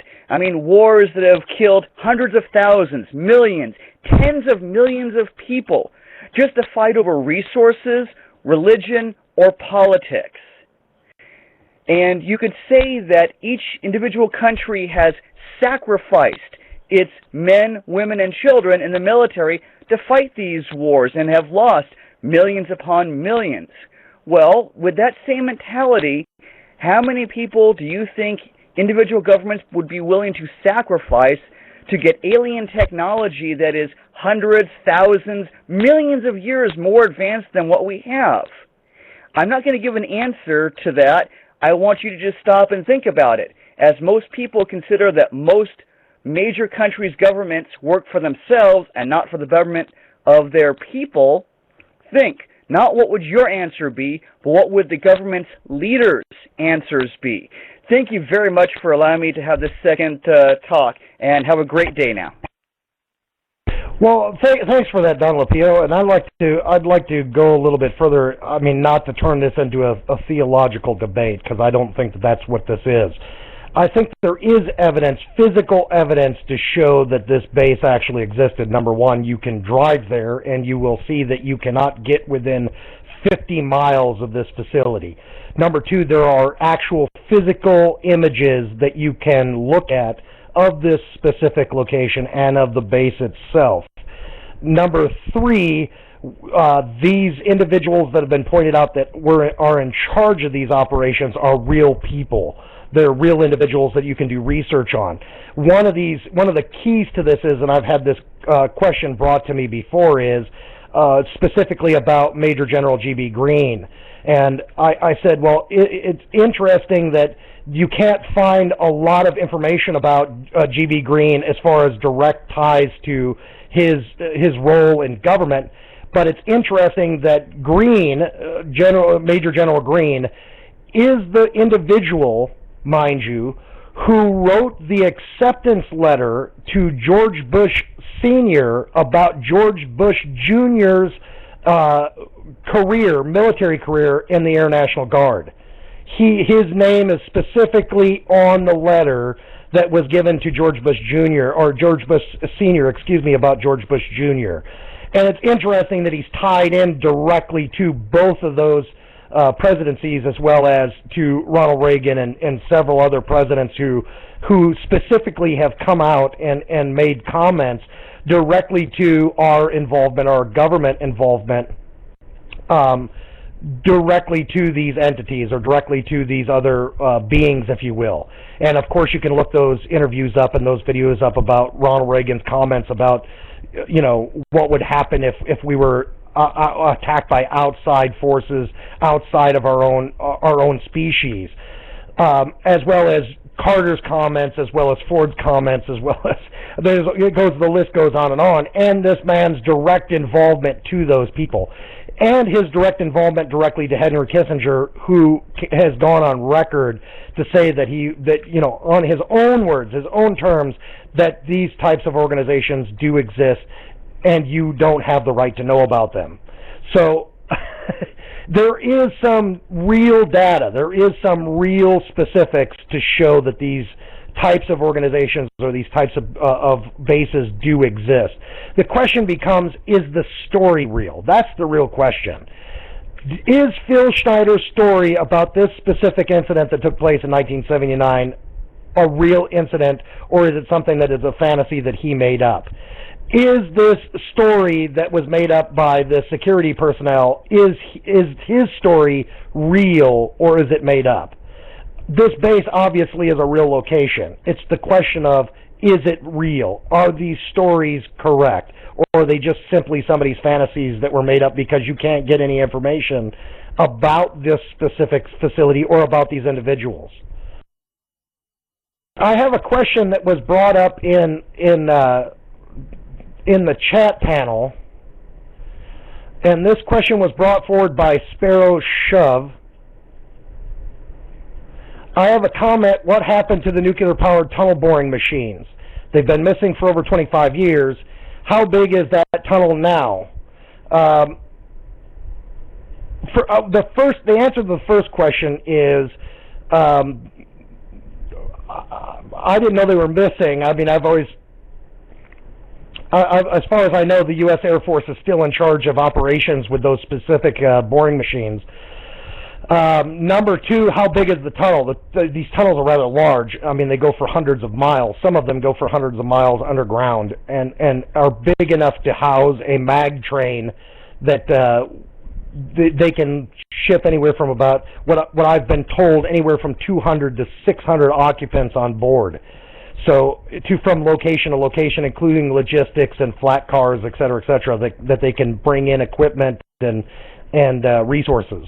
I'm not exactly sure what you're talking about this 25-year, this technology missing for 25 years. So maybe if you could write in channel to clarify, and I'll try to go into more detail if you would like to. There was a question forwarded to the panel. Is there any comment on the underground bases being used in initiation rites by various secret societies? Have you heard anything on this?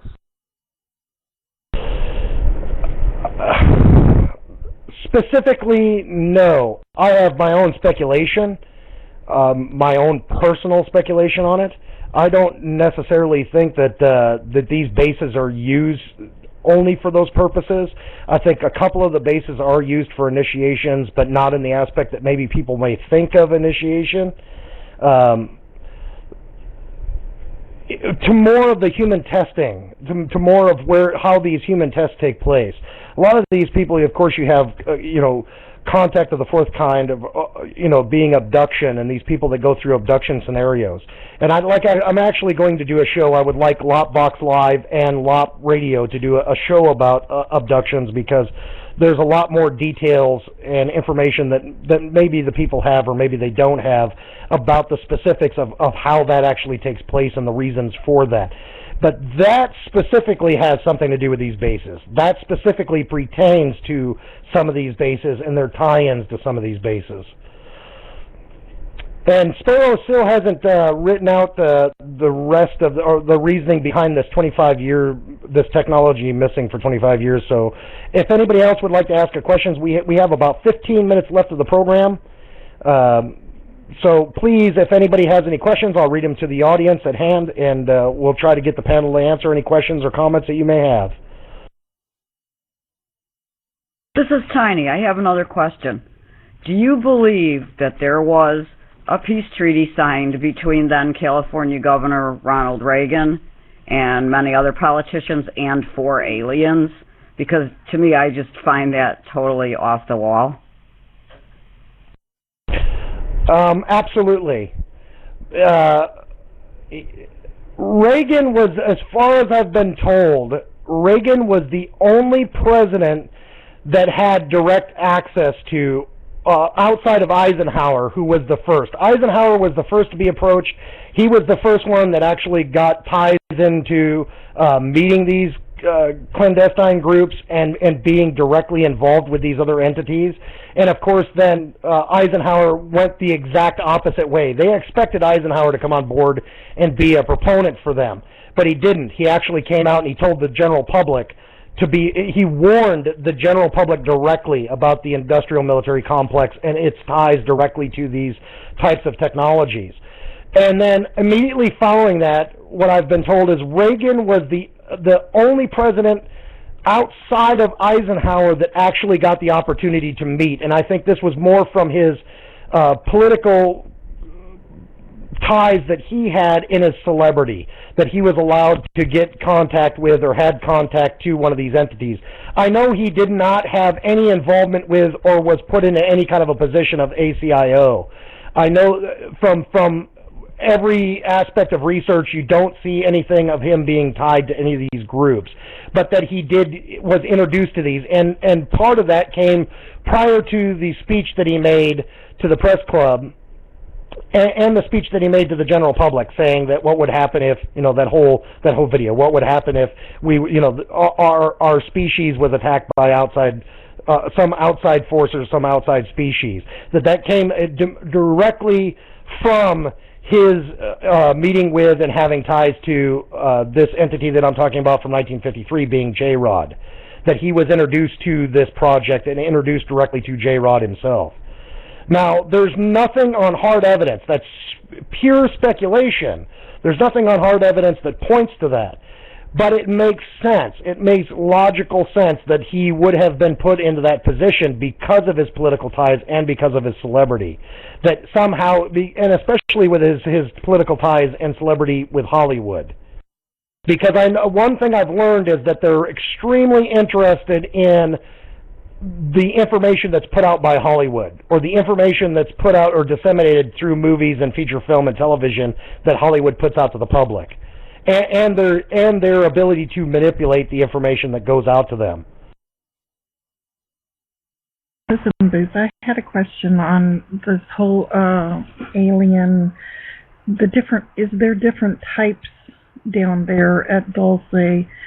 Let's say, my point is there the kind that abducts people out in the open there as well? Are they two different species, or are they all connected? When they get taken into a craft, are they taken over there? Well, and again, I know that we're kind of trying to stray this conversation or stray this show into abductions, and I'd like to stay away from that because there's too much information that you would have to give in order to specifically relate to that. What I can tell you is, as far as the species, the difference in species that are found at either Dulce or the information that's come out from lecturers and researchers who are part of this is, these specific entities, the reason for the differences is not because they're a different race, because they're a different genetic code. That these are the hybridizations, these differences in appearance and the differences that you see in these specific entities are coming from this genetic cloning, or the first initial entity, if you will, that's this energetic intelligent lightning, which is what I like to call them, intelligent lightning, because it's the best description you can give for them. That it's their manipulation with the genetic material, with genetic codes, that's created these other forms or these other entities that are seen, whether that be of the mantis race, the reptilians, the tall whites, the short grays, the automatons, et cetera, et cetera, et cetera. That these are all specific compartmentalizations of these specifically, like they're the hybridization of these genetic sequences of clones, that these are genetic clones that they've created through the process, and they have specifics. Some of them are more like worker bees, if you will, inside of a beehive.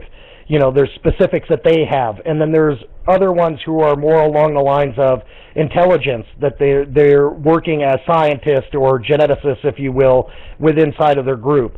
And they're even compartmentalized within their own division, within their own entities themselves are compartmentalized, and they don't intermingle. That's a whole other subject, that there's not cross information given from one group to the next group. Like, these are more like workers, if you will.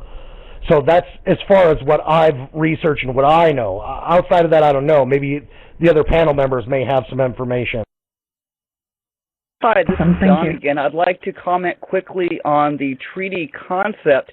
People seem to be kind of blown away, but you need to stop and think about it much more reasonably. The President and Congress have the power to make treaties with other countries and even other organizations, think NATO, so on and so forth. Now, if they have the power to make treaties with other countries, wouldn't it follow that they would have the power to make a treaty with another entity from another planet? Now, the real question, I think, that would come to people's minds is, this treaty would only be of the United States. It would not be representing the entire planet Earth.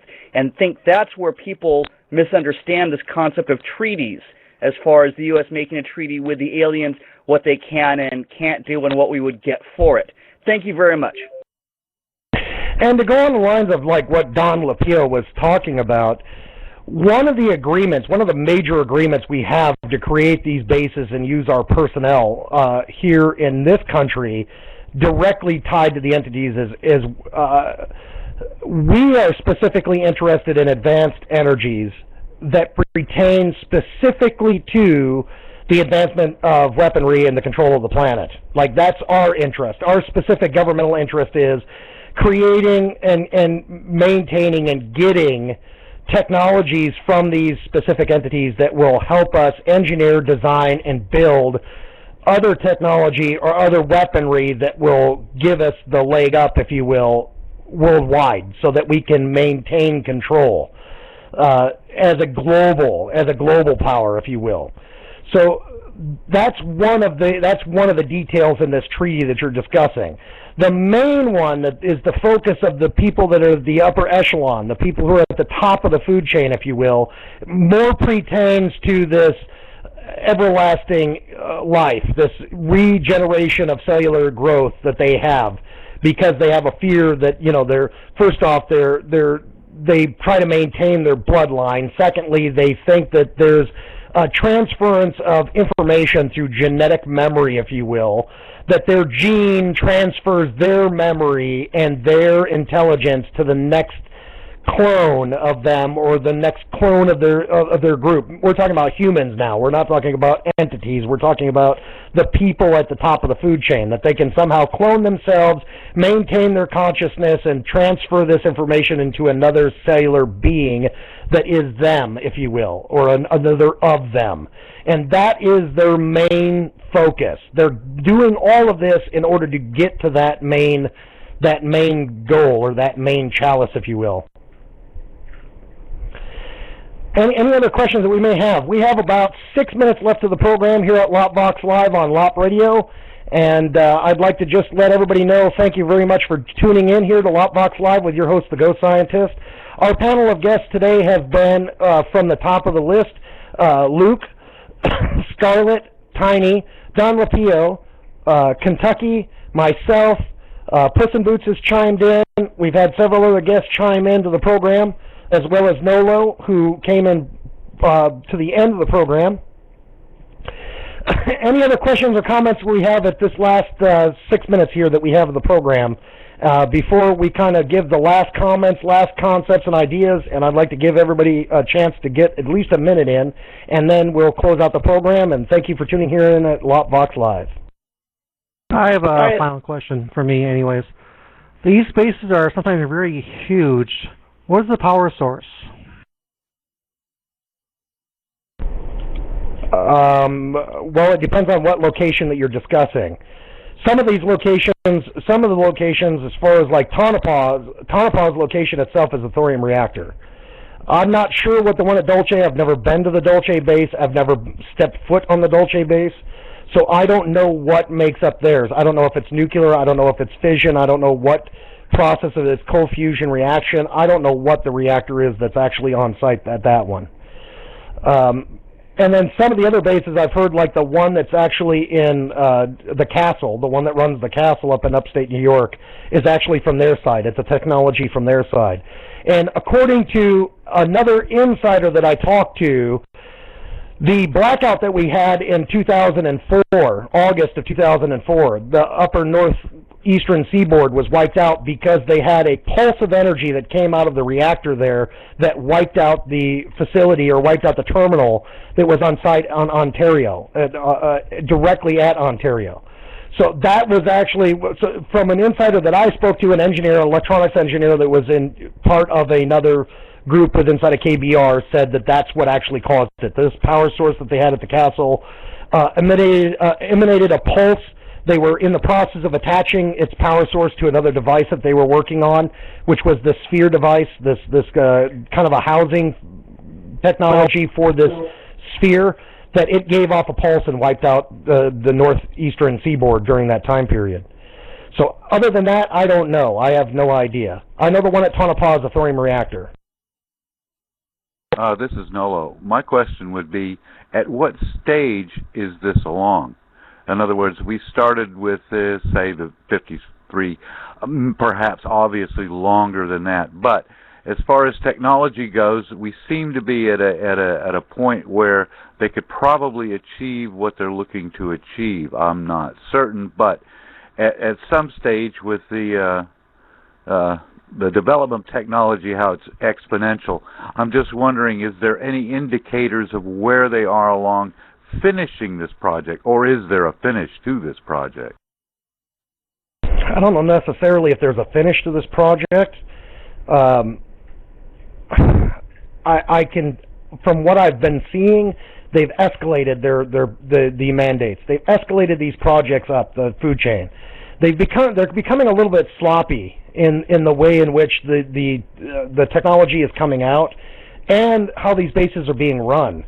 And whenever you see something become as sloppy as it is becoming, it tends to tell you they're getting towards the tail end of it. Like they already have they've already have their minds made up. They already have a decision.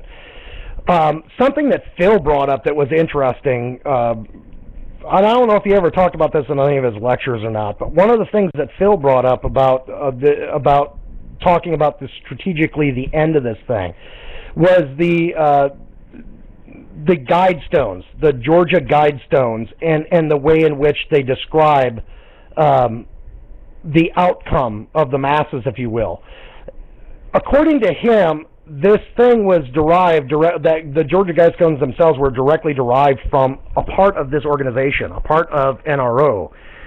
One of the either the scientists or the groups or somebody that was working on their projects got out, funded this thing, paid for this thing to be built, to give out the specifics of what their plan was at the end. Like, this is what they were asking for. These being these other entities. These are what these other entities were asking for. Being that no more than 500 million of the species of our species on the planet's surface when they decide to come to the surface, or when they derive this specific automaton that they're talking about, or the vessel in which they're going to house. That's one of the things that he brought up, and I found that very interesting. I've done a lot of research on the Georgia Guidestones to try to get more info out of it, and I'll tell you what, that's a whole can of worms in and of itself. Like, even trying to get to who built it, who made it, why it was made. But it ties into a lot of this. So there's so many questions. Here's the problem, Nolo. What you get in this whole thing is there's lots and lots of questions and very little answers to it. There's lots of speculation. There's lots of details that are given by other individuals, but the question becomes, is it real or is it not? And it comes down to a matter of belief. Like, what do you personally believe? And I'm going to put that, because of that, and we're at the top of the hour, and I know this is going to go, we're going to go over a little bit of time here for our scheduled show. But I'd like to put it back towards the panel and ask the panel exactly, like specifically, what do you believe? Do you believe that this story or event that took place at Dulce is real, or do you not? And if so, in your answer, try to give a little bit of detail real quickly, like why. Why do you believe it, or why do you not believe it? So I'm going to put this up to Luke to begin with. I'm going to have Luke start it. Do you believe the Dulce incident took place, or do you not believe it took place? And if so, what's your answer to it? I do believe it took place. I think Phil Schneider's is accurate in his description. I mean, he's very informative, and in detail he explained to us. I mean, you couldn't make that up if you wanted to, basically. I mean, you asked my question spot on, back when he was live, he had an answer for you. I mean, plus all the stuff I've seen throughout the history of mankind, I do believe we have had contact with alien beings throughout our whole history. And I bring it back to you. Well, that's a good close to that, and as far as what Luke brought forward. And we would like to thank Luke, by the way, for bringing this concept and idea to the LOP Vox program and to its listeners. And Don Limpio, I come to you. Don Limpio, what is, do you believe it or do you not believe it? From what I've read, I absolutely believe it, but let me throw in this cleave it. Personally, I think we probably only got 1 to 5% of what actually happened. So did it happen? Yes. Was there a lot more that happened that we don't know about? In my opinion, yes. And I'll throw this at Scarlette. Scarlette, do you believe or do you not believe what took place at Dulce? I don't know if the details are all exact in that, but I do believe it. I also have to point out that I do come at this through a spiritual viewpoint. And on a spiritual level, what I see is demons climbing out of the pit, assisted by mankind. So, just so you know, that is the viewpoint I have ultimately. Whatever it is, it's bad. Well, that's... from all angles that you look at it, it doesn't sound very good. I would agree with you. And I bring this up to Kentucky now, or to KFG, and I don't know if he's got his mic back up or not, but he could post it in chat, and I'll make his comment or read it off to the listeners at LOP Radio. KFG, so do you believe the incident that took place at Dulce, or do you not? And I don't know if Ken is still here with us or not. He's not writing anything in chat. I'll bring this up to Puss in Boots. are you've chimed in on the program. Do you believe what took place at Dulce, or do you have a comment, or do you not believe what took place at Dulce? I do believe in all things that there's a grain of truth. I'm not very much up on what has happened out there, so I can't really comment too much on things, but I do believe in the fact that there has to be some kind of truth.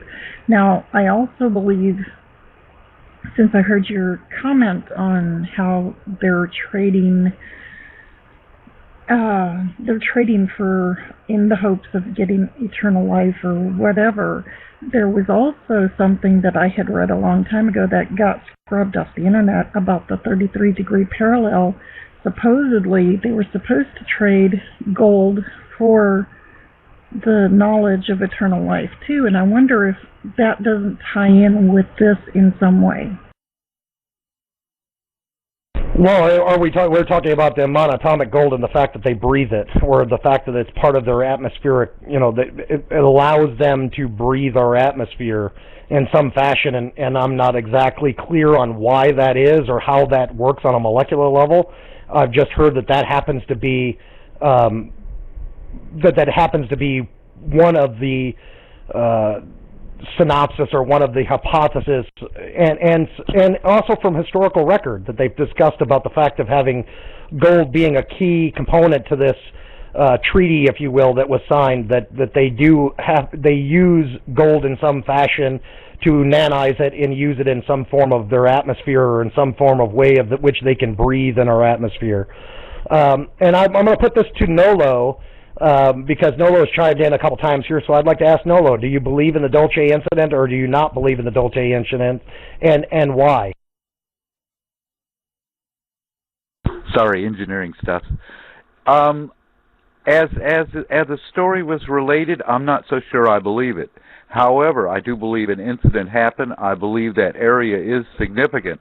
I just find it difficult to believe that that advanced race couldn't manipulate what you see and what you perceive and everything else in some sort of a way. It's either plant a story in your head or distort what you're seeing, or any number of items.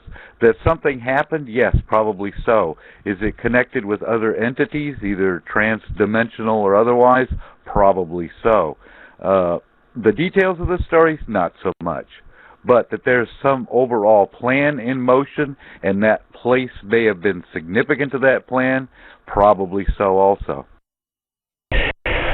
Well, and again, it goes down to this. Of course, a lot of it is speculation. Even though you can find key data and direct information that points to physical aspects of the story existence, whether or not it actually took place, I think is only held secret by those who are either part of the program or were part of the program. And unfortunately, of course, Phil Schneider is no longer with us, as he was murdered in his own home and cannot stand up for himself or say whether or not, or give details, any more details to the incident that took place. From my opinion of it, all I can say is this. I spoke with Phil several times. I had direct ties to Phil, and I believe he believed it. Whether or not it was something that happened to him personally in some other fashion, whether it was an implant, like an implanted memory that he had, or something that was given to him, I know that from the standpoint of looking at the man and having spoken to the man, he personally believed it. He personally believed that this actually took place and that he was part of it and that it happened to him. And the evidence that physical evidence that he always put forth was the fact that he showed the injuries. Like, he actually would show you that he was missing the fingers on his hand, that he had the massive burns that covered the left side of his body from this incident that took place. And then you go to, so as far as Phil is concerned, I think Phil really believed his story, and he put it forth as detailed as he possibly could, and he answered questions as clearly as he possibly could, and never tried to stray away from the questions that were posed to him. On the opposing side, the security officer that has always been brought up that states that the first incident took place in 1969, He, on the other hand, I don't believe. I don't believe his story. He didn't seem credible, in my opinion. He didn't ever answer questions directly posed to him. And not only that, but he came up with some really fantastical information that you could not pinpoint, such as him having this supposed ray gun, if you will, that he put in a box and then buried on top of a mountain, and had its location and was using it for his own personal safety and security. As far as the evidence that Phil had, someone asked the question, like, what happened to the evidence that Phil claimed was from the evidence directly from Dulce? According to what the incident that took place that led to his murder was that it was a botched robbery, that they came there directly to his home to steal these artifacts that Phil had, and in the process of this actually taking place, of them stealing these artifacts, that Phil was murdered in the process, and it was supposedly a botched robbery. I personally don't believe it was a botched robbery. After having read the reports on what actually took place in the incident, there was nothing to show that there was actually a confrontation that took place. Phil was in a seated position. There was he didn't seem like there was any abrasions or any kind of fights that took place that opposed to the getting to this point. But immediately following his demise, all of the artifacts, all of the physical artifacts that he had are missing and stolen. So that's as far as I can say from the Phil standpoint of it. And at this time, I'd like to thank the LOP radio listeners for tuning in to LOPVox Live with your host, The Ghost Scientist. Today's show was about the Dulce, New Mexico incident. I'd like to thank my entire panel that has been part of the program today, and I would also like to thank the people participating in chat that were asking questions of the program and questions of the panel members. And I'd like to thank Scarlette, Tiny, Don Limpio, Cool Hand Luke, Kentucky Fried Genocide. I'd also like to thank Nolo. I'd like to thank Puss in Boots, and I'd like to thank the rest of the LOP listening staff and program. And I'd like to put a special thanks out to Liberty and to Nolo, who of course were doing the engineering for the show and for your listening pleasure today. And thank you very much for tuning in to LOPVox Live with your host, The Ghost Scientist. We'll be here next Sunday. Next Sunday's program is going to be about thorium power, folks, so tune in. I've got a great special guest. His name is Walter Horstings. He is the head of Thorium USA. We've had him on the chat channel before.